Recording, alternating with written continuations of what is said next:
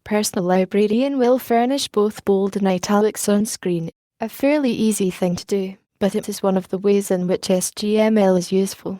Striking a balance between quantity and quality has been a major concern of AM, with accuracy being one of the places where project staff have felt that less than 100% accuracy was not unacceptable. Fleischhauer cited the example of the standard of the wrecking industry, namely 99.95%, as one service bureau informed him. To go from 99.95 to 100% would double the cost. Fleischhauer next demonstrated how AM furnishes users recourse to images, and at the same time recalled Les's pointed question concerning the number of people who would look at those images and the number who would work only with the text. If the implication of Les's question was sound, Fleischhauer said, it raised the stakes for text accuracy and reduced the value of the strategy for images. Contending that preservation is always a bugaboo, Fleischhauer demonstrated several images derived from a scan of a preservation microfilm that AM had made. He awarded a grade of C at best, perhaps a C- or a C+, for how well it worked out. Indeed, the matter of learning if other people had better ideas about scanning in general, and, in particular, scanning from microfilm, was one of the factors that drove AM to attempt to think through the agenda for the workshop. Skew, for example, was one of the issues that AM in its ignorance had not reckoned would prove so difficult. Further, the handling of images of the sort shown in a desktop computer environment involved a considerable amount of zooming and scrolling.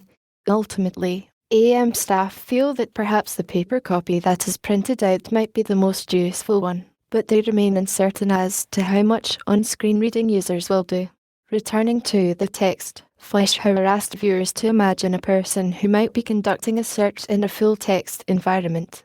With this scenario, he proceeded to illustrate other features of Personal Librarian that he considered helpful. For example, it provides the ability to notice words as one reads. Clicking the Include button on the bottom of the search window pops the words that have been highlighted into the search. Thus, a user can refine the search as he or she reads, re-executing the search and continuing to find things in the quest for materials.